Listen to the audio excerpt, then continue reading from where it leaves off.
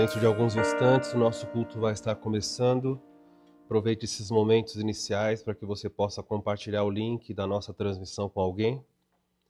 Nosso culto começa daqui a alguns instantes.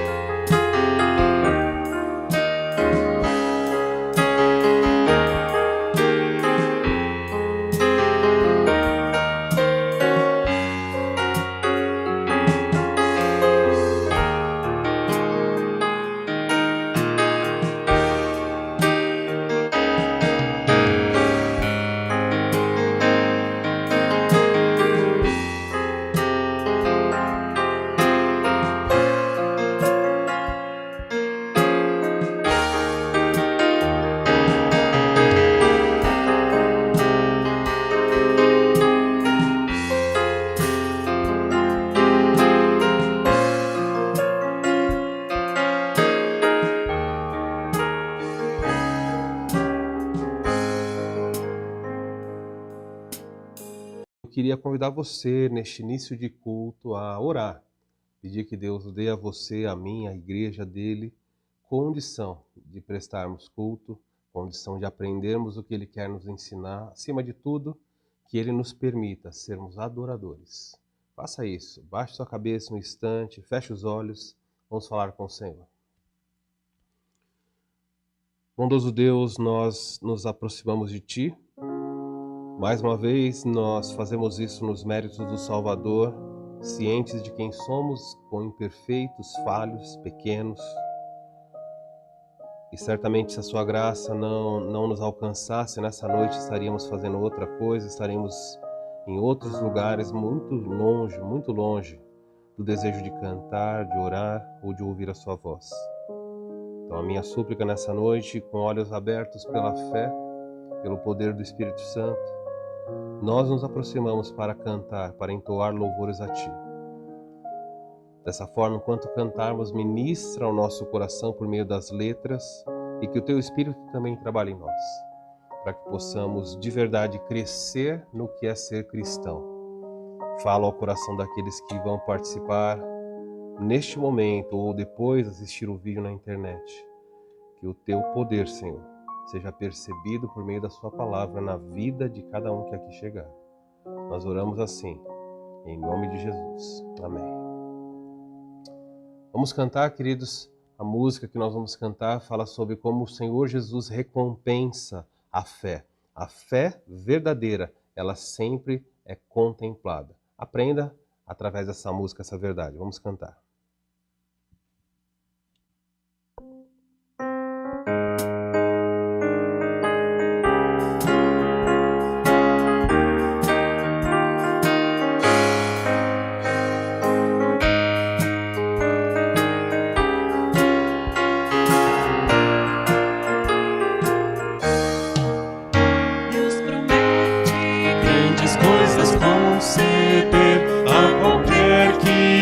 reza crendo que há de obter a resposta sem na fé enfraquecer. Nossa fé Jesus contemplará. Nossa fé Jesus contemplará. Tudo que Jesus promete dá. Ele vê o coração e responde à petição. Nossa fé Jesus contemplará. Deus tem prometido a quem não duvida dar-lhe tudo quanto a Ele suplica. Ele prometeu e não irá negar. Nossa fé Jesus contemplará.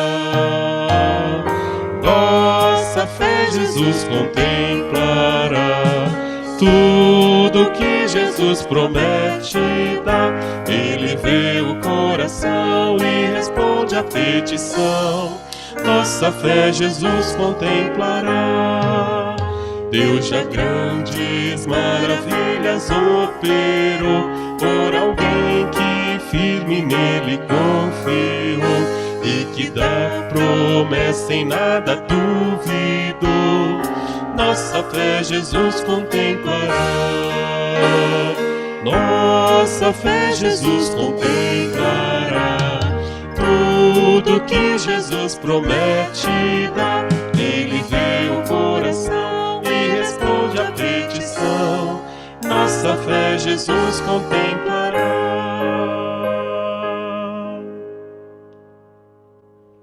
Muitas vezes nós nos esquecemos que nós servimos a um Deus de amor e nossa visão ficou ofuscada por causa dos problemas. Então vamos cantar, vamos trazer à memória aquilo que traz esperança.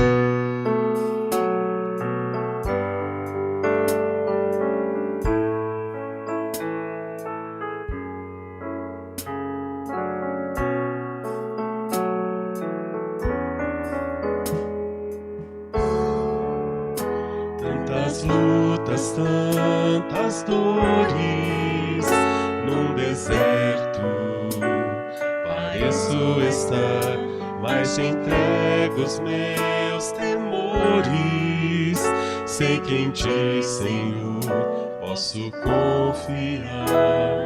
Quero trazer à memória aquilo que me dá esperança. Quero trazer à memória aquilo que me dá esperança. Como é bom poder pertencer a um Deus de amor. Como é bom poder confiar em tua fidelidade. Eu descanso em ti, eu espero em ti, eu te adoro, Deus de amor. Em ti eu posso me alegrar, com ousadia declarar: o Deus a quem eu sirvo nunca falhou e não falhará, não falhará. Como é bom poder pertencer a um Deus de amor. Como é bom poder confiar em tua fidelidade. Eu descanso em ti, eu espero em ti, eu te adoro, Deus de amor. Eu descanso em ti, eu espero em ti, eu te adoro, Deus de amor.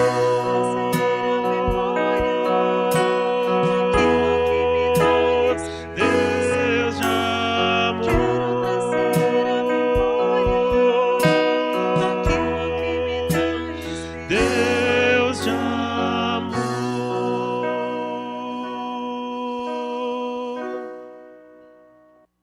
próxima música que nós vamos cantar, Eu Te Louvarei, Senhor, de todo o meu coração.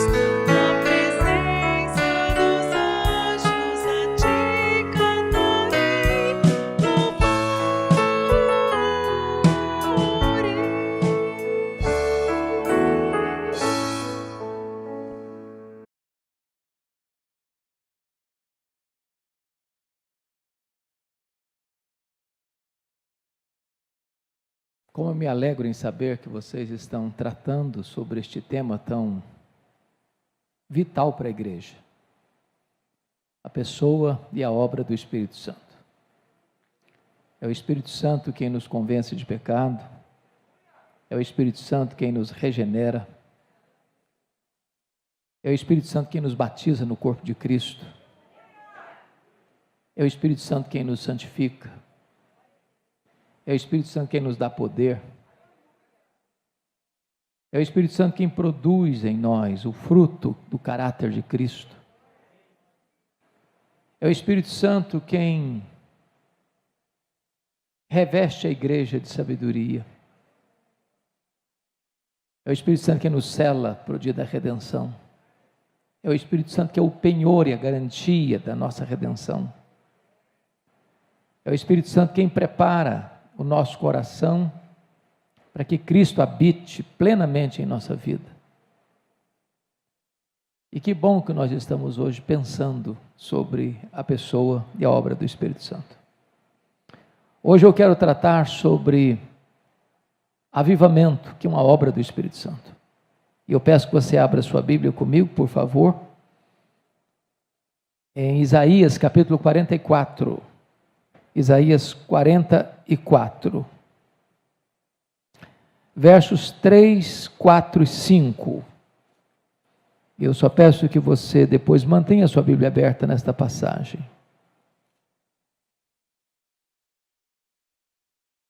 Isaías 44, 3 a 5.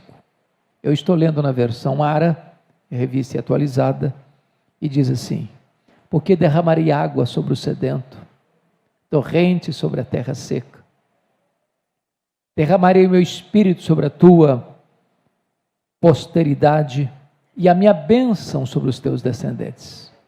E brotarão como a erva, como salgueiro junto às correntes das águas. Um dirá: eu sou do Senhor. Outro se chamará do nome de Jacó. O outro ainda escreverá na própria mão: eu sou do Senhor. E por sobrenome tomará o nome de Israel. Amém. Há alguns anos eu estava pregando na cidade de Salvador, e naquela ocasião eu pregava sobre avivamento. E quando o culto terminou, uma repórter da cidade estava lá para uma entrevista. E aquela repórter olhou nos meus olhos e me fez uma pergunta perturbadora. Ela me perguntou assim: o senhor crê no que prega? E eu disse: é claro, absolutamente eu creio. E ela, um tanto quanto incrédula, cética, redarguiu: mas o senhor crê que ainda hoje Deus possa trazer um avivamento? Que ainda hoje Deus possa impactar uma igreja, uma cidade, e isso reverberar para toda a nação? Eu disse: eu creio piamente nisso. E ela então me perguntou: mas o senhor pode me dar alguma evidência disso? Eu disse: posso. E eu citei para aquela repórter 2 exemplos. Primeiramente, eu citei para ela o que aconteceu na Inglaterra, no século XVIII. Eu acho que todos vocês sabem que, em virtude do racionalismo e depois do iluminismo, uma onda de ateísmo varreu a Europa. As igrejas começaram a ficar vazias. Os púlpitos já não tinham mais compromisso com a pregação fiel das Escrituras. Pregadores pregavam sermões mortos para auditórios quase vazios e sonolentos e desciam do púlpito para se embriagarem nas mesas de jogo. A igreja parecia muito mais um vale de ossos secos do que um exército vivo. Os enciclopedistas na época profetizavam que a igreja morreria na Inglaterra dentro de algumas décadas. Quando, entretanto, todos apostavam no fracasso da igreja, Deus começou a despertar um grupo de estudantes da Universidade de Oxford, na Inglaterra, para orar por avivamento. Dentre eles estava João Wesley, George Whitefield. E esses moços se reuniam semana após semana para estudar a Bíblia, para orar, para confessar seus pecados, para se quebrantarem diante de Deus, para pedir um reavivamento da igreja. E foi numa dessas reuniões de oração, exatamente no dia 31 de dezembro de 1739, às 3 horas da madrugada, que naquela reunião de oração, os céus se fenderam. O Espírito Santo foi derramado sobre eles. E esses moços ficaram cheios do Espírito Santo. E eles se levantaram para pregar no poder do Espírito Santo. E as igrejas vazias foram cheias de pessoas famintas de Deus. Os templos não comportaram as multidões que vinham, e a igreja foi para a rua, para a praça, e nas praças as pessoas disputavam um espaço para ouvirem a palavra de Deus. Este avivamento varreu toda a Inglaterra. Centenas de milhares de pessoas convertidas. Mais tarde, os historiadores, escrevendo sobre o assunto, disseram que foi este avivamento inglês que salvou a Inglaterra do banho de sangue da Revolução Francesa. Obrigado, meu querido.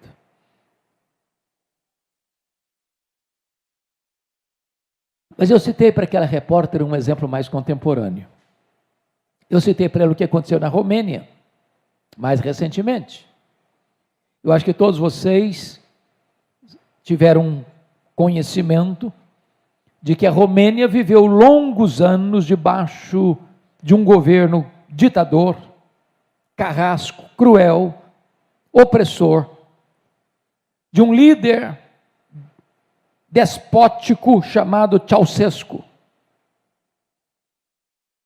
As pessoas não tinham liberdade na Romênia, a miséria estabelecida, a opressão estabelecida, os cristãos perseguidos. O que talvez alguns de vocês não se lembrem é que Deus libertou a Romênia em apenas 10 dias. Tudo começou no dia 15 de dezembro de 1989, quando a polícia de Ceausescu cercou a casa do pastor Todoric, na cidade de Timișoara, para expulsá-lo da cidade. Os 80 membros da igreja se reuniram ao redor da casa do pastor e impediram que a polícia o expulsasse. A polícia foi buscar reforços. Os crentes da cidade de Timișoara se reuniram. À boca da noite, um jovem da igreja batista comprou velas e as distribuiu aos crentes ao redor da casa. Quando a polícia chegou com as suas armas pesadas, atirando impiedosamente nos crentes, deram um tiro na perna desse moço batista. Correram com ele para o hospital, para amputar-lhe a perna, para salvar-lhe a vida. Quando ele estava gemendo de dor no seu leito, alguém se aproxima e pergunta: você está arrependido, jovem? Ele respondeu: não, eu não estou arrependido. Eu perdi uma perna, mas eu acendi a primeira vela. Naquela mesma noite, uma jovem da Assembleia de Deus saiu gritando a plenos pulmões pelas ruas de Timișoara: Deus existe, Deus existe, Deus existe, liberdade, liberdade, liberdade. Esse grito encontrou ouvidos em toda a nação. 10 dias depois, 25 de dezembro de 1989, havia mais de 100 mil pessoas na capital da Romênia, sob a liderança dos pastores, gritando a plenos pulmões: Deus existe, Deus existe, Deus existe, liberdade, liberdade, liberdade. Naquela noite de Natal, Ceausescu caiu, a Romênia ficou livre e o evangelho pode prosperar naquela nação.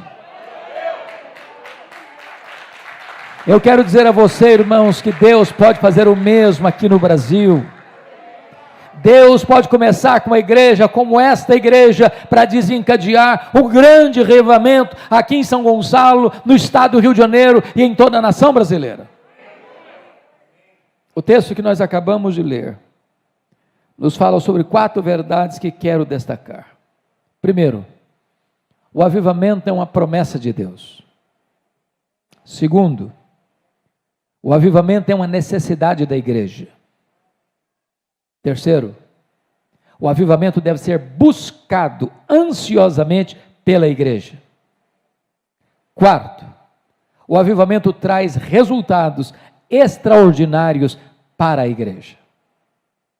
Sobre esses 4 assuntos é que eu quero tratar com vocês a partir de agora. Primeiramente, vamos ver que o avivamento é uma promessa de Deus. Confira comigo o verso 3, por favor. Se você está com a sua Bíblia, eu peço que você abra. Se você está com o seu smartphone, deixa ligado no texto. Está escrito o seguinte: porque derramarei água sobre o sedento e torrentes sobre a terra seca. Derramarei meu espírito sobre a tua posteridade e a minha bênção sobre os teus descendentes. Notam vocês aí que quem está prometendo, notem vocês aí que quem está prometendo não é um homem, não é uma igreja, não é um concílio eclesiástico. Quem está prometendo aí é o próprio Deus. Portanto, esta promessa tem 2 características. Primeiro, é uma promessa segura. Porque quem está prometendo não é homem para mentir. O que ele fala, ele cumpre. E o que ele faz, ninguém pode impedir a sua mão de fazê-lo. Irmãos amados, como nós cantamos nesta noite, ninguém pode deter os passos da igreja se ela está cheia do Espírito Santo de Deus. Nem a perseguição, nem a pobreza, nem o martírio. O sinédrio judaico tentou barrar o crescimento da igreja, intimidando os apóstolos, prendendo os apóstolos. Mas quanto mais eles eram perseguidos, mais a igreja crescia. Vieram os imperadores romanos, com as suas mais terríveis estratégias de perseguição. Calígula, Nero, Domiciano, Marco Aurélio, Sétimo Severo, Décio, Diocleciano. Os crentes eram crucificados, os crentes eram queimados vivos, os crentes eram jogados às feras. Mas quanto mais sangue derramado existia, mais a igreja florescia. Conforme um cântico que foi composto aqui no Brasil, é obra santa, ninguém detém. Ninguém detém. Me permita ilustrar isso de outra maneira, de um outro fato histórico. Vocês todos se lembram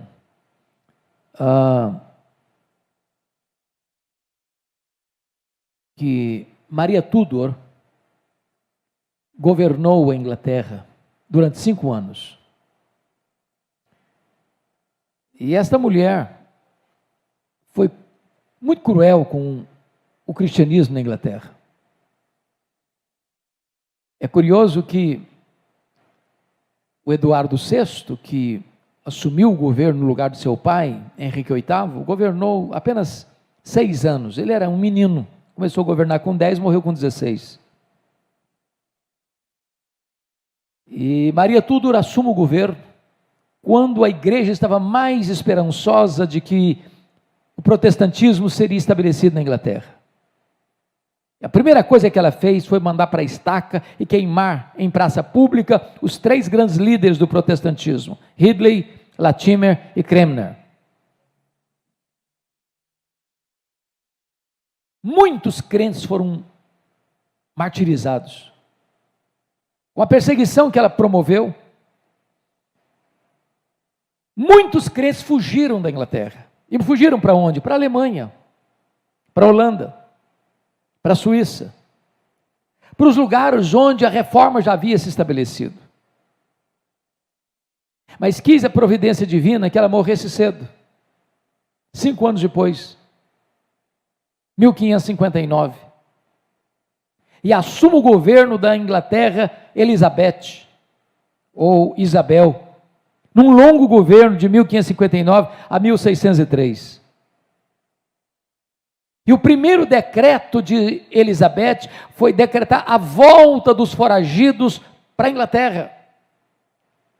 Mas como eles tiveram contato com a reforma lá no continente, ao voltarem, requereram da igreja da Inglaterra 4 coisas.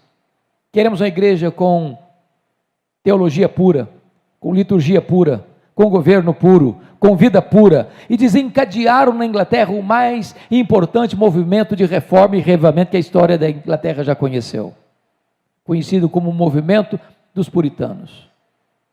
Aí você começa a olhar e perceber que Maria Tudor não sabia, chamada de Maria Sanguinária, mas Deus a havia constituído em presidente das missões estrangeiras da Inglaterra. Quando ela pensou que estava destruindo a igreja, ela estava promovendo a igreja. Ninguém destrói a igreja do Deus vivo. As portas do inferno não prevalecerão contra ela.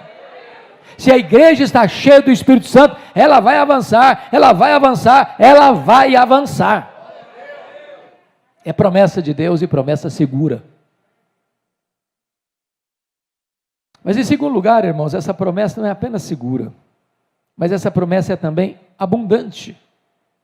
Porque o verso 3 diz assim: porque derramarei água sobre o sedento e torrentes sobre a terra seca, derramarei meu espírito sobre a tua posteridade e a minha bênção sobre os teus descendentes. Notem 2 palavras aí, derramarei e torrentes. Ambas as palavras falam de algo grande, caudaloso, copioso, abundante.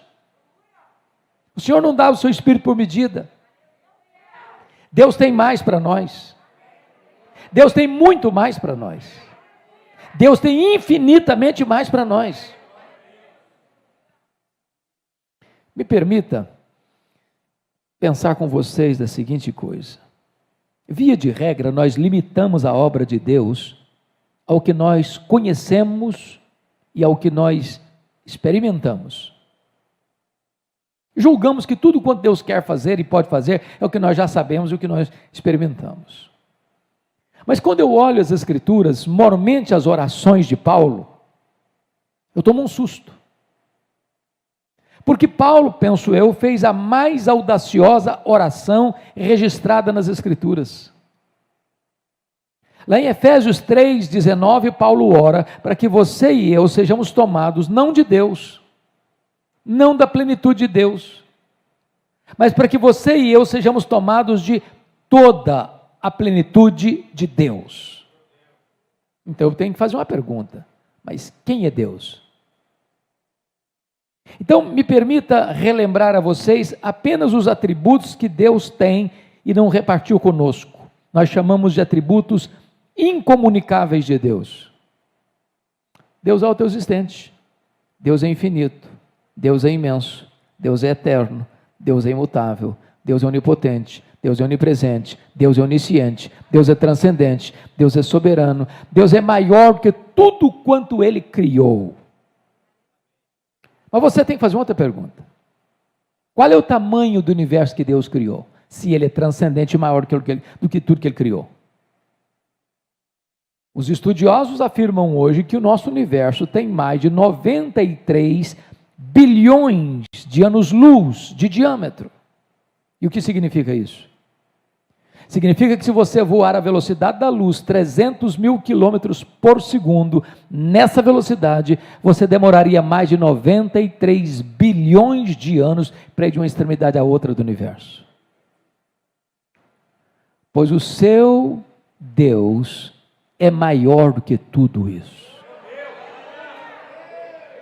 E agora Paulo está orando para que você e eu, frágeis vasos de barro, sejamos tomados de toda a plenitude de Deus. Aí você diz: não, mas Paulo devia estar delirando. E para que você não corra esse perigo de pensar isso, o verso seguinte, que é Efésios 3,20, está escrito assim: ora, aquele que é poderoso para fazer não mais, não muito mais, mas infinitamente mais do que tudo quanto pedimos ou pensamos, conforme o seu poder que opera em nós, a Ele seja a glória, na igreja e em Cristo Jesus, agora e pelos séculos eternos. Às vezes a gente usa esse versículo para as coisas muito pequenas da vida. Estou com uma dor no dedão do pé que a unha está encravada. Diz: não, mas Deus é poderoso para fazer infinitamente mais, curar você. Deus é poderoso mesmo.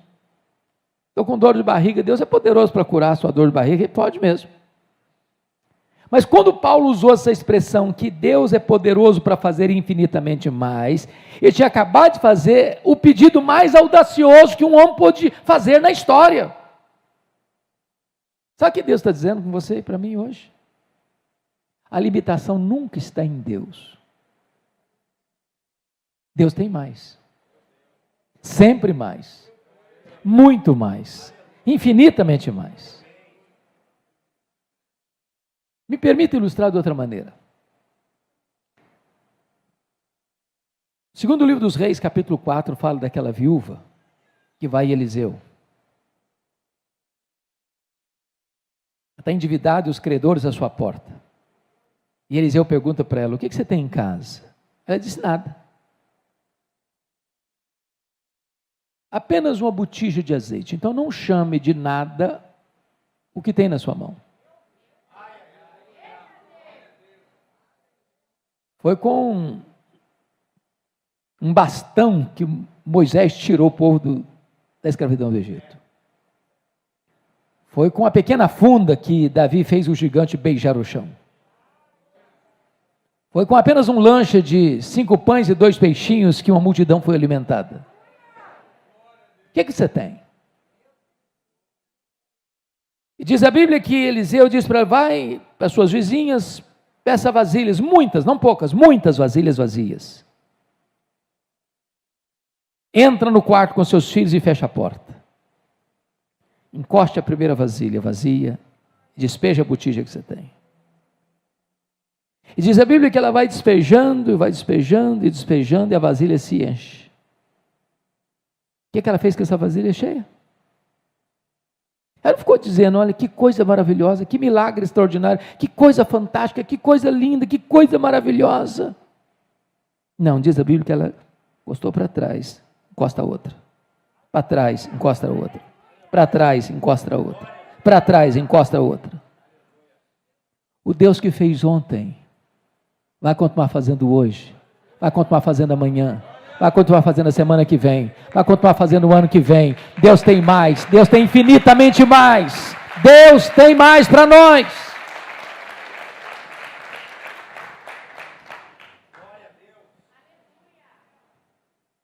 Você quer mais de Deus? Me permita de novo ilustrar. No século XIX havia uma família muito pobre na América, com 7 filhos pequenos. Quando o chefe da família morre, deixando a viúva pobre, endividada, com 7 crianças, 7 filhos para criar, e grávida do 8º filho. Na verdade, quando nasceram, não era o 8º, era o 8º e o 9º, porque eram gêmeos. Essa mulher, com 39 anos de idade, já estava com os cabelos brancos, de tanto trabalhar na roça para dar pão para essas crianças. Um dia o 5º filho disse assim para ela, mamãe, eu vou sair da roça, eu vou para a cidade, Deus tem um plano na minha vida. E ele foi para Boston, em Massachusetts, arranjou um emprego numa sapataria. Um dia o seu professor de escola bíblica dominical, o senhor Edward Kimball, foi lá na sapataria e levou aquele menino a Cristo. Certa feita ele estava numa igreja, e o pregador dizia assim, o mundo está para ver o que Deus pode fazer com um homem totalmente entregue nas suas mãos. Ele diz, meu Deus, eu quero ser esse homem. Um dia ele estava pregando em Chicago, numa igreja metodista, e 2 senhoras idosas disseram para ele na porta da igreja, nós estamos orando pelo senhor. E ele perguntou, mas por quê? Para que Deus o revista com o poder do Espírito Santo. Um dia ele caminhava em Nova York, na Wall Street, quando de repente o Espírito Santo vem com um grande poder sobre ele. Ele sai correndo no meio da rua, entra na casa de um amigo, fecha a porta do quarto, cai de joelhos, e diz que parecia que ondas elétricas passavam pelo seu corpo. E diz que o céu invadiu a sua alma, uma alegria indizível e cheia de glória tomou conta da sua vida. Ele diz que ainda que lhe dessem toda a riqueza do mundo em troca daquela experiência, que ele rejeitaria. Quando ele se levantou dos seus joelhos, nunca mais a história dele foi a mesma, nunca mais a história da América foi a mesma. Aquele homem era Dwight Lyman Moody, um dos maiores avivalistas da história, e a partir daquele dia, ele levou a Cristo mais de 500.000 pessoas. Deus é o mesmo. Ele pode fazer o mesmo. Ele prometeu, e Ele é fiel para cumprir. Essa promessa é segura, essa promessa é abundante. Mas há uma segunda verdade nesse texto, irmãos, que eu gostaria de considerar. É que o avivamento é uma necessidade da igreja. Confira o verso 3 de novo comigo.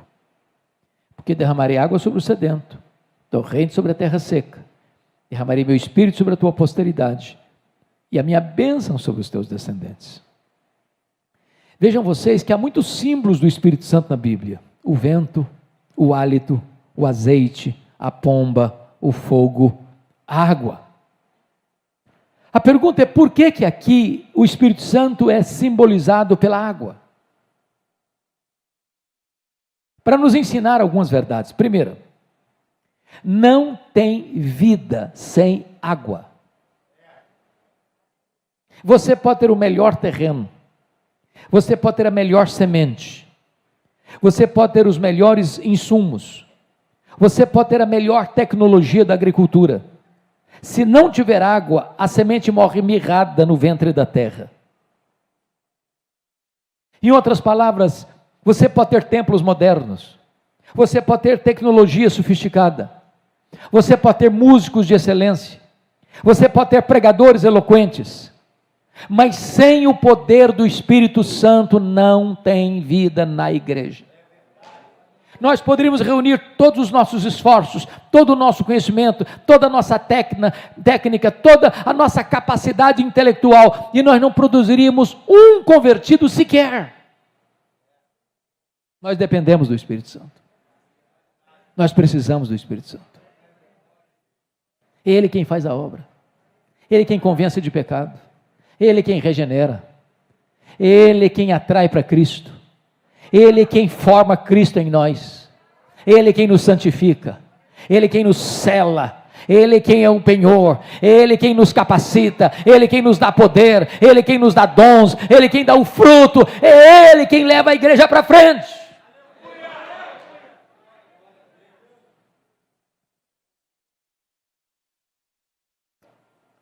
Mas em segundo lugar, irmãos, a água é necessária para purificar. Eu não sei se você já fez esta pergunta, e eu já fiz tantas vezes. Meu Deus, usando aqui, tomando emprestada a fala de Leonard Ravenhill, por que tarda, Senhor, o pleno avivamento? Por que as chuvas estão sendo retidas? Por que as torrentes não estão caindo? Por que a terra está bramando por chuva e as chuvas estão sendo retidas? Será que Deus se esqueceu da sua promessa? Será que a palavra de Deus não tem o mesmo poder hoje? Será que a igreja não está necessitada hoje? O que é que está acontecendo, irmãos, que as chuvas não caem, que as torrentes não descem? E nós só conseguimos encontrar uma resposta para estas indagações. É que entre as torrentes de Deus e a terra seca, existe um obstáculo no caminho. Antes de Elias subir para o cume do Carmelo e clamar pelas torrentes do céu, ele removeu Baal do caminho. Não adianta trocar Baal de lugar, não adianta mudar o nome de Baal, não adianta vestir Baal com outras roupagens, Baal tem que ser tirado do caminho. O que impede a chegada das chuvas é o pecado. E o Senhor Jesus Cristo disse, quando o Espírito Santo vier, ele vai convencer o mundo do pecado, da justiça e do juízo. Irmãos, tem existido pouca convicção de pecado no meio cristão. Você não vê mais o choro pelo pecado, quebrantamento. As pessoas sentindo tristeza, segundo Deus, pelo pecado. Há um conformismo. A igreja evangélica brasileira caminha largos passos para um secularismo. Os mesmos pecados da sociedade lá fora estão presentes na igreja. O índice de divórcio na igreja é quase o mesmo fora da igreja. O índice de rapaz e moça que vai para a cama no namoro é quase o mesmo na igreja do que fora da igreja. O índice de pessoas que mentem, que são desonestas nos seus negócios na igreja é quase o mesmo fora da igreja. Precisamos do Espírito Santo, porque só o Espírito Santo pode produzir quebrantamento, só o Espírito Santo pode produzir o choro do verdadeiro arrependimento, só o Espírito Santo pode limpar e purificar a igreja. E a Escritura diz, se o meu povo, que se chama pelo meu nome, se humilhar e orar e me buscar e se converter dos seus maus caminhos, então eu ouvirei dos céus, perdoarei os seus pecados e sararei a sua terra. Se nós queremos avivamento, irmãos, nós precisamos preparar o caminho do Senhor para que Ele se manifeste.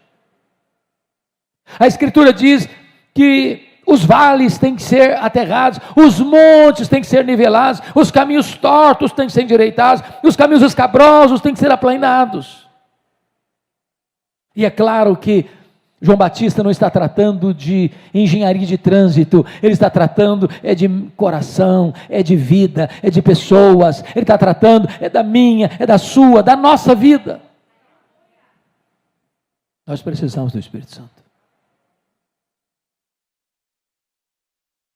Mas em terceiro lugar, irmãos, a água é necessária, não apenas para dar vida, não apenas para purificar, mas a água é necessária para nos dessedentar. Eu vou lhe dizer algo, irmão, você pode ser um profissional capaz, você pode ter sucesso, acadêmico, você pode ter uma vida financeira resolvida, você pode ser uma pessoa amável na sociedade, você pode ter todas as medalhas de honra ao mérito e todas as conquistas que você almejou alcançar na vida, que nada disso, absolutamente nada disso, pode preencher o vazio do seu coração. Só o Espírito Santo pode dar significado à sua vida. Só o Espírito Santo pode fazer de você alguém que tem consciência de que você precisa de Jesus, que você carece da graça de Deus, e só o Espírito Santo pode abrir os seus olhos para que você reconheça que você é um pecador e você correr para os braços do Salvador. Nada deste mundo satisfaz você. Você tem um vazio no seu coração com o formato de Deus. Deus colocou eternidade no seu coração. E só quando você estiver cheio desse Espírito, a sua vida terá pleno significado e sentido. Nós precisamos do Espírito Santo. Mas há uma terceira verdade nesse texto. Confira comigo ainda o versículo 3. Porque derramarei água sobre o sedento, torrente sobre a terra seca. Derramarei meu Espírito sobre a tua posteridade e a minha bênção sobre os teus descendentes. Eu chamo a atenção para duas palavrinhas aí. Sedento e terra seca. Terceiro lugar, o avivamento deve ser buscado ansiosamente pela igreja. Pastor Luciano, já há 14 anos eu prego com a graça de Deus na abertura da Consciência Cristã, que é hoje talvez uma das maiores conferências evangélicas do Brasil, lá em Campina Grande, na Paraíba. E sempre acontece no período do carnaval. Algumas vezes, chegando lá, o coração aperta, porque a terra está nua, rachada, bramando por chuva, e o gado morrendo de fome e de sede. Terra seca, clamando por chuva.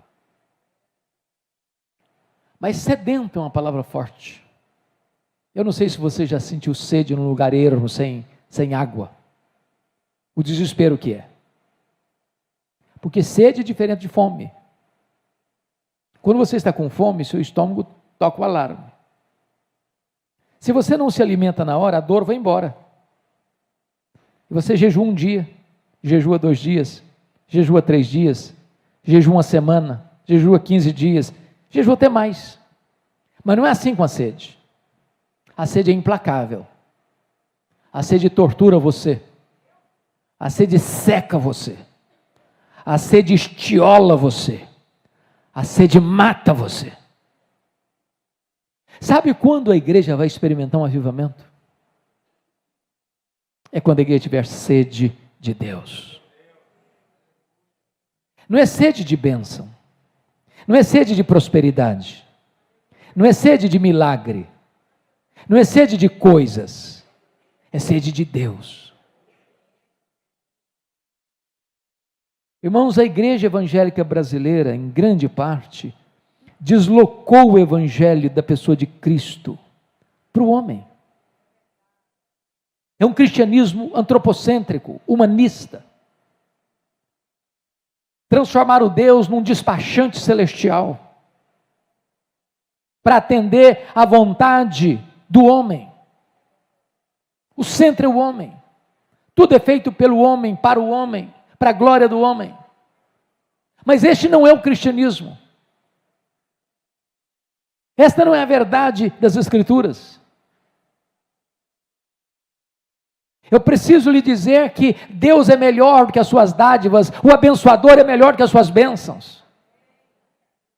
Quando o povo de Israel pecou lá no deserto, Deus disse para Moisés: olha Moisés, eu vou cumprir minha palavra, eu vou mandar um anjo que vai acompanhar vocês, eu vou levar vocês à terra prometida, eu vou dar um anjo para acompanhar, eu vou entregar a terra prometida para vocês. E Moisés disse para Deus: Senhor, se tu não fores conosco, não nos faça subir, não nos faça sair desse lugar, porque o anjo é bom, mas não é suficiente, a terra prometida é boa, mas se a tua presença não for conosco, nada disso faz sentido para nós. É da tua presença, é a tua presença, nós precisamos da tua presença. É por isso, irmãos, que nunca houve na história da igreja, nem no registro bíblico, nem nesses 20 séculos de cristianismo, um avivamento sequer que não tenha sido precedido por oração, oração, oração. Eu tive o privilégio de visitar a Coreia do Sul há alguns anos. Vocês sabem que eu, como pastor presbiteriano, na realidade nossa aqui no Brasil, nós estamos aqui desde 1859. Há 162 anos. Se nós somarmos todos os presbiterianos do Brasil, nós não temos hoje 2 milhões de membros. Não temos. A igreja presbiteriana chegou na Coreia do Sul, hoje Coreia do Sul, na Coreia na época, 28 anos depois que chegou aqui no Brasil. A igreja presbiteriana da Coreia são mais de 10 milhões de membros. Representam 75% de todos os evangélicos da Coreia. Representam 23% de toda a população da Coreia. Só em Seul nós temos mais de 10 mil igrejas presbiterianas. Não só as presbiterianas, mas as outras denominações. Nenhuma igreja na Coreia é organizada sem ter uma reunião diária de oração de madrugada. Quando eu fui questionar, pastor Luciano, um pastor que tinha saído do seminário, da docência, para plantar uma igreja, e com poucos anos estava com uma igreja de 6 mil membros já, ele disse: vocês oram de madrugada porque isso é cultura do oriental? Ele olhou nos meus olhos e me disse: não, senhor. No mundo inteiro as pessoas se levantam de madrugada para ganhar dinheiro. Nós levantamos de madrugada para orar porque Deus é prioridade na nossa vida. Eu fui no seminário, maior seminário na época, 1.860 alunos. O diretor do seminário disse assim para nós: o aluno que faltar a 2 reuniões de oração de madrugada, diária, de madrugada, não sendo por um motivo justo, é mandado embora, não serve para ser pastor. Eu que penso, meu Deus, se fosse no Brasil, o seminário está tudo fechado.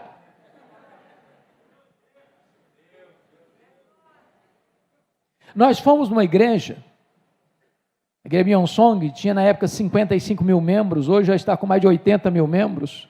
Aquela igreja tinha 4 reuniões diárias de oração, todo dia. Uma de 4 a 5, outra de 5 a 6, outra de 6 a 7, outra de 7 a 8.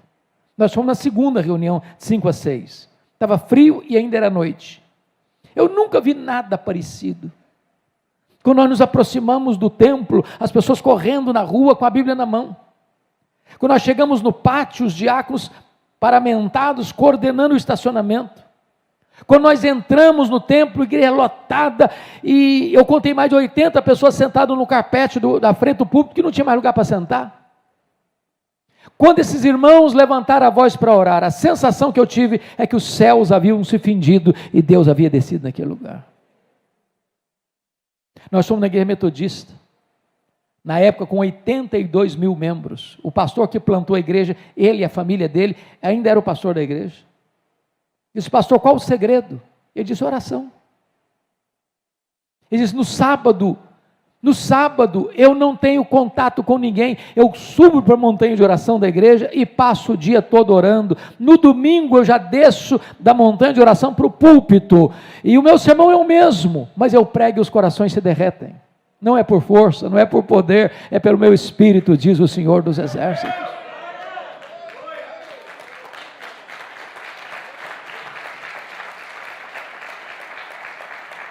Nós fomos na igreja do pastor Po Yang-Shu.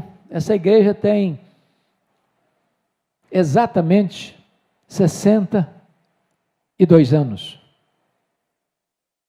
Fazendo hoje 63 anos esse ano. Com mais de 700 mil membros. Com mais de 700 pastores auxiliares.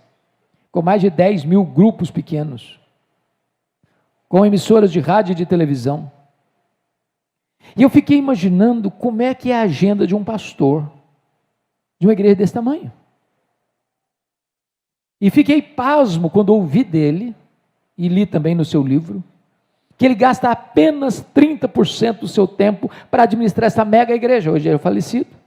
mas na época, só 30% do seu tempo.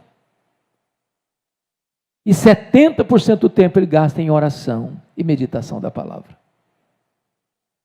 Quando lá estivemos, nós vimos ele dando uma palestra para a liderança dele, nós assistindo pelo circuito de televisão da igreja, porque estávamos tendo palestras com seus pastores auxiliares.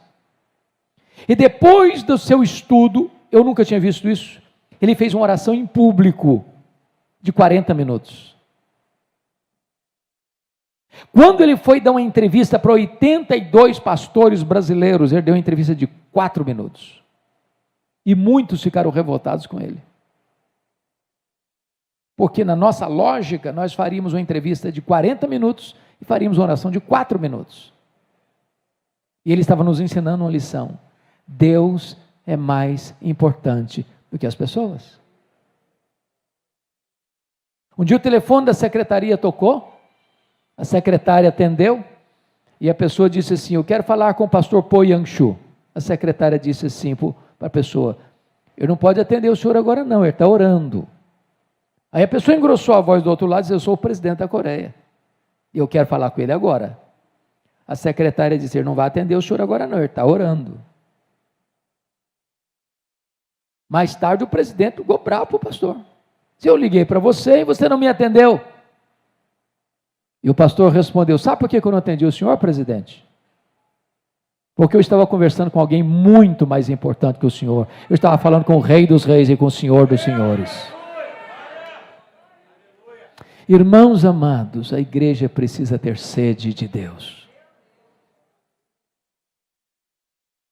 Antes de Deus fazer grandes coisas na igreja, Ele desperta a igreja para orar. Como é que Deus vai derramar água se você não está com sede? Como é que a chuva vai cair se a terra está indisposta para recebê-la?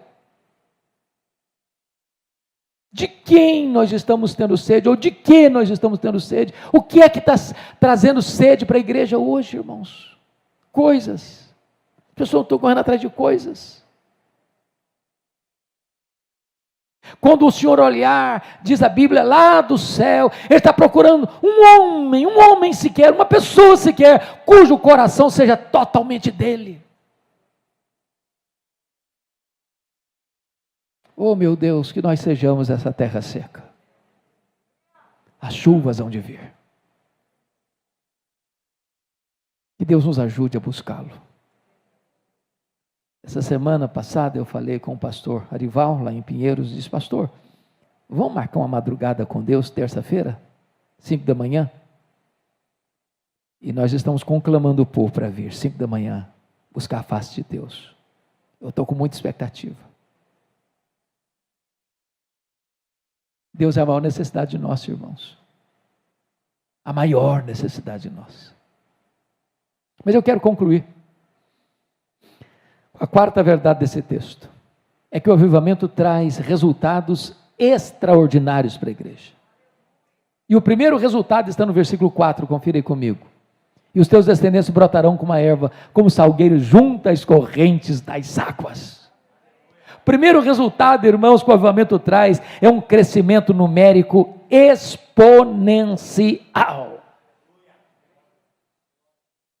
Essas paredes não vão comportar mesmo.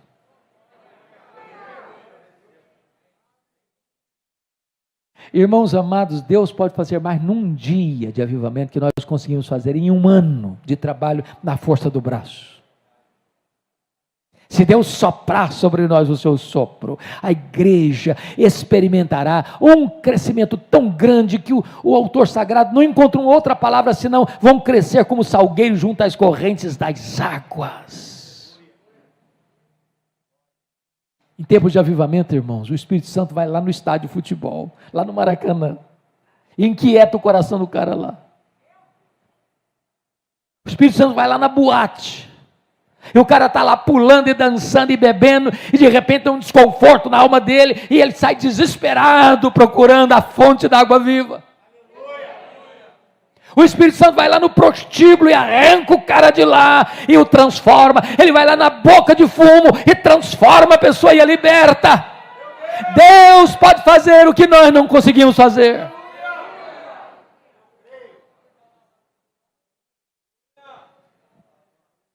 Eu tive a bênção de visitar um dos maiores avivamentos da história, na missão Quacis-Abantu, na África do Sul. O Espírito Santo foi derramado ali em 1966. Eu fui visitar essa missão em 1991.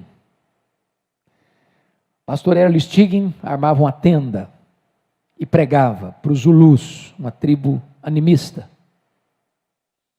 com resultados magros, anos e anos. Um dia entra uma mulher chorando, e quando terminou o culto, eu fui lá conversar com a mulher, e a mulher perguntou assim para ele: o senhor pregou hoje aqui que o seu Deus tem poder? Ele disse: sim, eu preguei. E ela olhou para ele e disse: então eu preciso do seu Deus. Eu tenho uma filha endemoniada lá em casa, amarrada num tronco, como um bicho, toda ensanguentada. Vamos lá em casa para minha filha ser liberta. E o pastor Erlo disse que sentiu um calafrio na espinha. Disse: meu Deus, e se não funcionar, o que é que eu vou fazer? Quando ele chegou, a quadra era muito pior do que ele havia recebido a informação. E em vão ele tentou expulsar os demônios daquela moça. Os missionários da região todos vieram e não conseguiram expulsar os demônios daquela moça. Ele pensou: eu não tenho mais autoridade para ficar aqui, para pregar aqui, vou embora daqui. Quando ele estava arrumando as malas para voltar para o seu país, o Espírito Santo de Deus segredou o seguinte para ele: você não tem que ir embora, você tem que buscar poder. E parou tudo que estava fazendo. Convocou os missionários, e eles começaram a buscar a Deus, a se humilhar diante de Deus, a confessar os seus pecados, a acertar a sua vida. E eles choravam, e eles confessavam, e Deus foi tratando com eles, Deus foi limpando a vida deles, Deus foi purificando a vida deles. Nos últimos 3 meses, eles se reuniam 3 vezes por dia, e só conseguiam chorar, tamanha a convicção de pecados que Deus trouxe sobre eles. Depois de 3 meses de lágrimas, numa determinada manhã, o Espírito Santo foi derramado sobre eles, com grande poder. A primeira coisa que fizeram foi na casa daquela mulher e libertar no nome de Jesus aquela moça, que estava escravizada pelos demônios. A segunda coisa é que os feiticeiros vinham correndo, chorando, lá dos seus campos, sem que ninguém fosse falar com eles, buscando libertação e salvação no poderoso nome de Jesus. Quando os missionários acordavam de manhã, tinha 5, 10, 20 pessoas na porta de cada um, com pressa para acertar a vida com Deus. Numa fazenda, eu vi ali um templo construído, um dos mais modernos que já vi, para 15 mil pessoas, com 3 cultos por dia, e caravanas do mundo inteiro indo ali ver o que Deus está fazendo. Cegos viram, coxos andaram, mortos ressuscitaram. Eu particularmente ouvi o testemunho da regente do coral, que ficou 17 horas no caixão, quando estava sendo levada para o cemitério, Deus a levantou da morte. Coisas extraordinárias. Porque quando Deus derrama do seu espírito, os descendentes de Abraão vão brotando como salgueiros junto às correntes das águas. Mas há um segundo e último resultado que eu quero destacar. Não só crescimento numérico exponencial, mas testemunho vigoroso dos crentes, de todos os crentes. Olha o verso 5. Um dirá: eu sou do Senhor.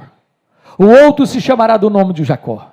O outro ainda escreverá na própria mão: eu sou do Senhor, e por sobrenome tomará o nome de Israel. Irmãos amados, hoje o Instituto Moody concluiu que apenas 5% dos crentes já levaram alguém a Cristo.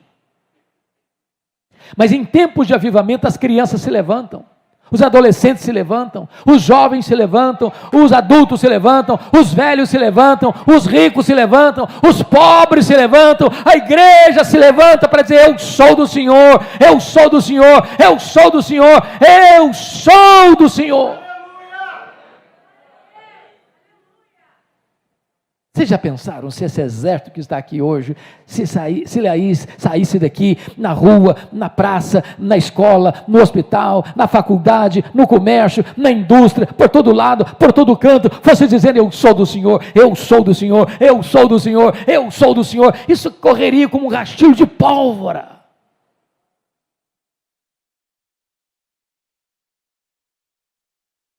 Talvez você argumente: mas o senhor fala isso, o senhor fez um seminário, o senhor fez teologia, eu sou crente novo, eu sou membro da igreja há pouco tempo, eu quase não conheço a Bíblia ainda, aliás, eu sou tímido. Deixa eu dizer uma coisa a você. Talvez você está aqui hoje, saiba tudo quanto uma pessoa precisa saber para ser salva. E se você falar para mim que não sabe nada, então talvez você possa dizer uma coisa: eu só sei de uma coisa, é que eu era cego e agora eu vejo. Abra sua boca, meu irmão, fale deste nome. Cantamos aqui: este nome é poderoso. Não é o seu argumento, não é a sua metodologia, não é a sua eloquência, é o poder do nome de Jesus. Eu quero concluir partilhando com vocês uma experiência pessoal. Eu fui para o seminário de Campinas em 1978 e eu fui criado na região rural. E cheguei em Campinas, uma grande cidade, e uma missionária americana fez amizade comigo e disse: eu vou lhe apresentar a cidade.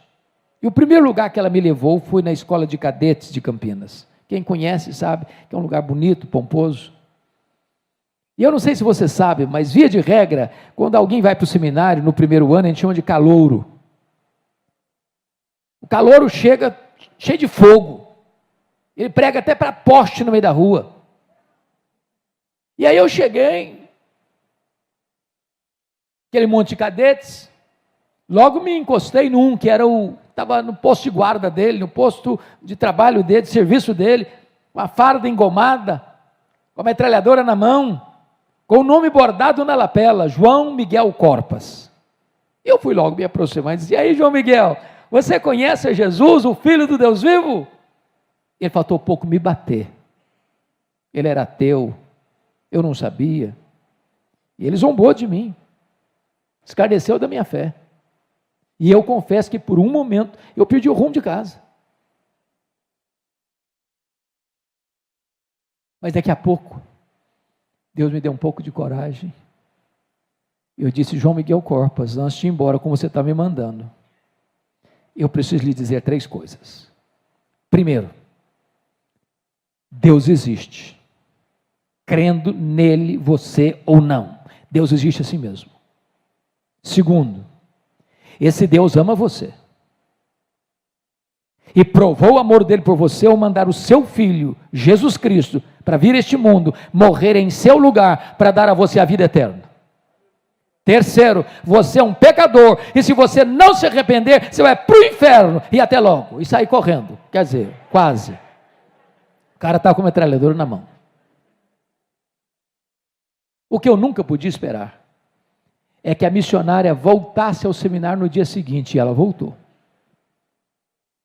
Disse: Hernandes, eu preciso que você vá na minha casa agora. Eu falei: o que foi? O João Miguel Corpas está lá em casa e quer te ver. Eu tomei um susto, falei: meu Deus, será que eu fui deselegante com o rapaz? Será que eu fui indelicado com ele? Será que eu não fiz uma abordagem adequada com ele?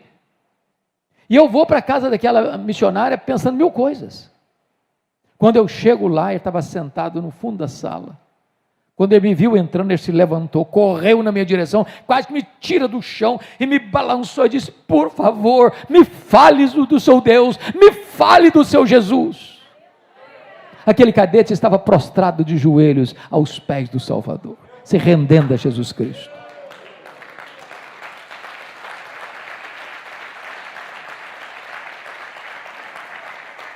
Quando eu retornei das férias de julho, ele me telefonou e disse: já levei 3 colegas a Cristo, aqui na escola de cadetes. Tornou-se um evangelista. Quando eu saí do seminário, eu perdi o contato com ele.